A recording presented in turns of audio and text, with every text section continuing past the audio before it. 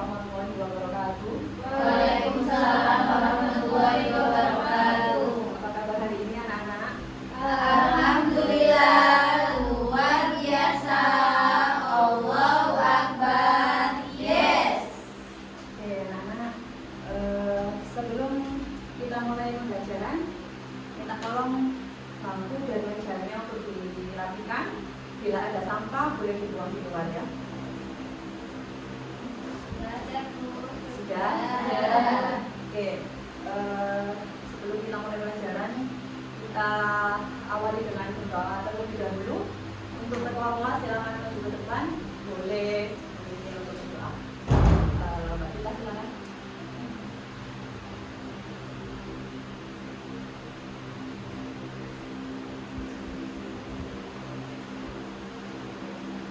Oke. Sebelum dimulai pelajaran ini kita berdoa bersama-sama ya. Al-Fatihah.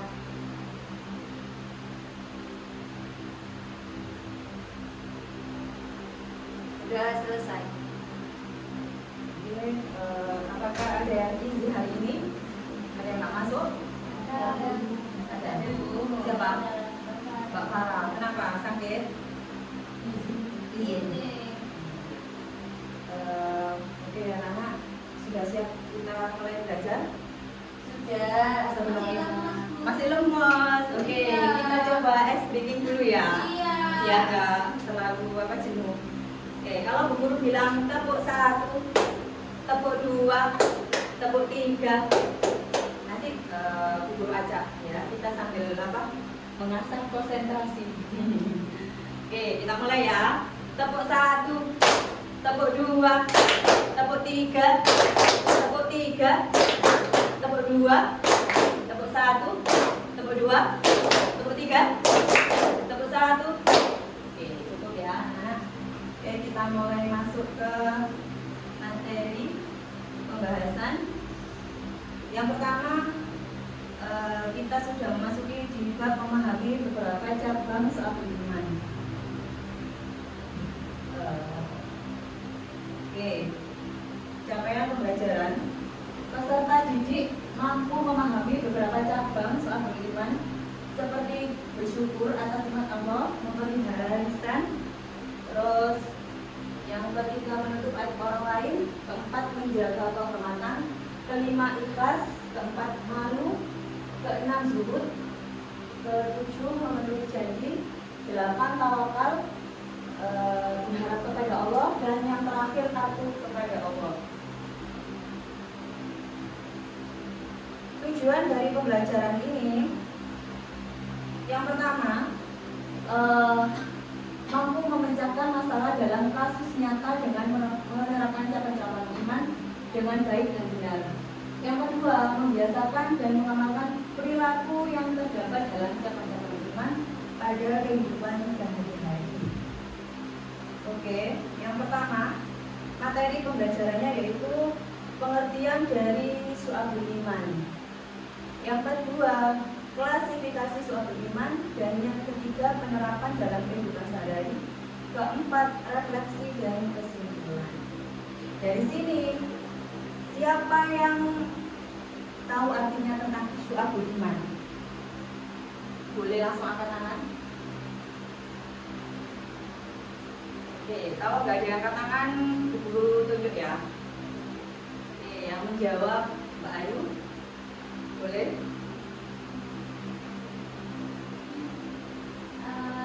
Ada 77 iman, dalam iman. Terus yang lain bisa boleh menambahkan pengertian dari syu'abul iman. Mbak Asri barangkali? Iman itu amalan atau perbuatan yang harus dilakukan seorang yang mengaku mukmin. Iman. Kita barangkali punya jawaban? Enggak. Oke, lanjut ya. Nah, di sini secara bahasa syu'ab artinya cabang-cabang. Secara istilah, segala bentuk keyakinan, ucapan, dan perbuatan yang menunjukkan keimanan seseorang. Nah, untuk yang kedua, materi yang kedua tadi klasifikasi syu'abul iman. Yang pertama, cabang iman dalam hati atau qalbiyah. Yang kedua, cabang iman dalam ucapan. Yang ketiga, lisan perbuatan atau amaliyah. Oke, dalam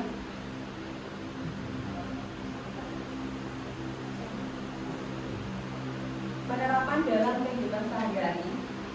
Yang pertama, meyakini adanya malaikat, kitab, rasul, hari akhir, dan takdir. Terus yang kedua, menegakkan sholat 5 waktu. Seperti kalian mengerjakan sholat tepat waktu. Yang tiga, menjaga amanah dan menepati janji. Seperti kalau amanah itu kita bila punya rahasia seseorang, itu kita harus wajib menjaga. Terus menepati janji. Bila sampai punya janji nggak boleh ingkari. Mbak Eli punya janji apa sama temannya? Ayo Mbak Eli. Yang keempat, menundukkan pandangan dari hal yang haram. Mbak Eli nggak boleh kalau misalnya ada cowok ganteng, Mbak Eli tuh ganteng tuh nggak boleh. Harus menundukkan pandangan. Yang kelima, menyambung silaturahmi. Jadi sesama muslim, sesama teman, semuanya kita harus menyambung silaturahmi. Terus yang selanjutnya, refleksi dan kesimpulan. Materi syu'abul iman ini mengajarkan bahwa iman bukan hanya keyakinan dalam hati, tetapi tercermin melalui ucapan dan perbuatan. Ada lebih dari 70 cabang iman, mulai dari yang tertinggi mengucapkan la ilaha illallah hingga yang paling sederhana seperti menyingkirkan gangguan dari jalan. Misalnya ada batu, sampai naik sepeda mau berangkat kuliah terus ada batu di jalan.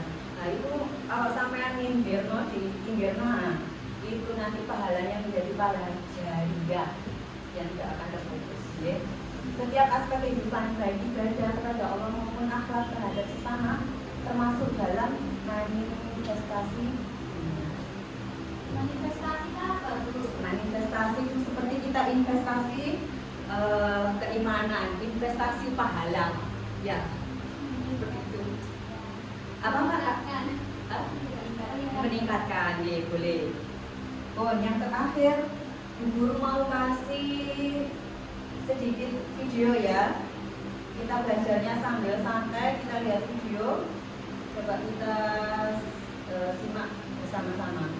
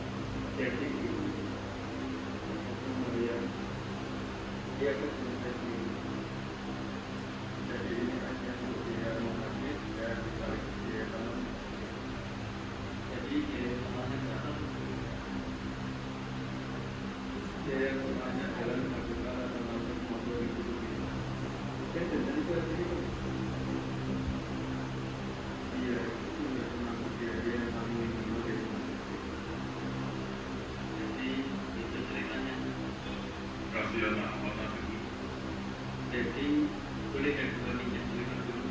Nanti kalau ada kajian buat balik deh. Boleh, asalkan demi kesehatan keluargamu. Ini kan nanti kayaknya itu kamu bantu keluarganya. Ya, Alhamdulillah. Aku juga ada kajian. Jadi kalau mau kalau kamu teman-teman saya, ya nanti kajian nanti dia mau kita. Karena kamu baru nanti lagi.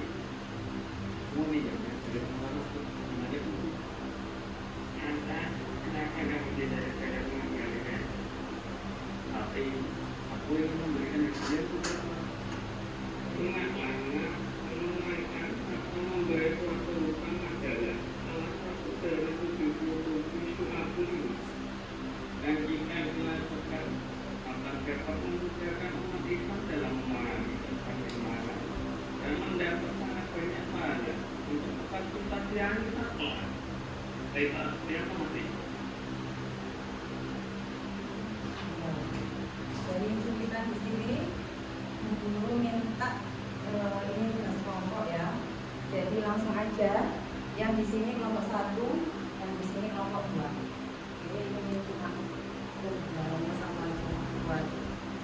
kelompok ya.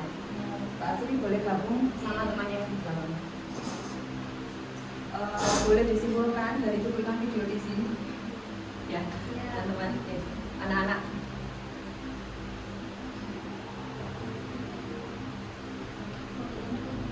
Boleh digunakan.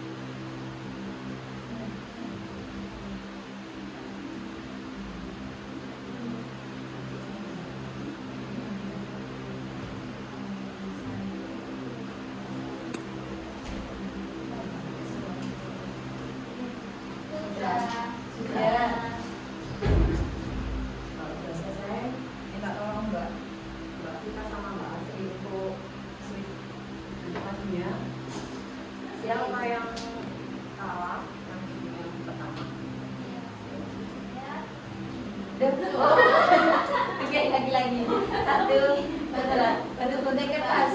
Itu 2, 3.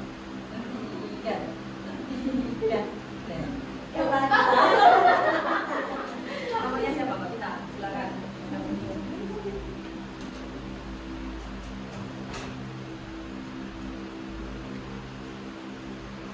Oke, assalamualaikum warahmatullahi wabarakatuh. Di sini kita akan menyimpulkan cuplikan video yang guru sampaikan tadi. Judulnya menepati janji. Kan tadi ada 2 orang, Budi dan Rian berteman. Rian mempunyai suatu permasalahan bahwa kakeknya membutuhkan biaya pengobatan rumah sakit. Lalu Rian meminjam uang kepada Budi dengan syarat setelah gajian dikembalikan. Ketika kakek Rian sembuh, ternyata Rian tidak menepati janjinya dan mengajak kakeknya membeli makanan kesukaannya. Beruntungnya si kakek Rian berbicara kepada Rian kalau mempunyai janji itu harus ditepati, karena menepati janji adalah salah satu dari cabang-cabangnya Imam Su'aib bin Sunan. Kesimpulan dari kelompok kami ya. Ya, terima kasih untuk kelompoknya Mbak Vita. Kita kasih aplaus. Boleh kembali ke tempat duduknya. Untuk kelompok yang kedua, kelompoknya Mbak Asin. Silahkan teman-teman presentasikan hasil kesimpulan dari video.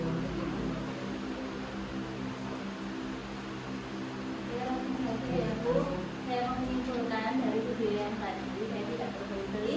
Jadi intinya dari video tersebut yaitu hendaknya orang yang berutang segera melunasinya, tidak menunda-nunda, karena itu adalah termasuk pengamalan dari syu'abul iman yang berupa perbuatan. Oke, kita beri aplaus. Oke, anak-anak, jawaban dari masing-masing kelompok itu sudah betul semua. Jadi kalau memang kita punya hutang harus kita wajib membayar dan sesuai janji. Misalnya jatuh temponya itu tanggal berapa, harus sesuai janji. Meskipun kita dalam keadaan sulit, tetap harus berusaha membayar. Karena nanti bakal dibagi di akhirat kita tidak membayar hutang. Terus untuk yang mengabaikan hutang, dampak negatif juga kepada diri kita. Mungkin nanti rezekinya itu apa, nggak lancar seperti itu ya kalau kita masih punya hutang ke orang-orang ya. Terus kalau kita membayar hutang dengan tepat waktu, itu mencerminkan diri kita itu apa, kejujuran. Jadi kalau misalnya kita mau hutang lagi, itu pasti orang itu bakal ngasih, memberi. Terima kasih ya anak-anak untuk pembelajaran hari ini. Guru rasa ini sudah cukup. Saya akhiri. Wassalamualaikum warahmatullahi wabarakatuh. Waalaikumsalam warahmatullahi wabarakatuh. Terima kasih.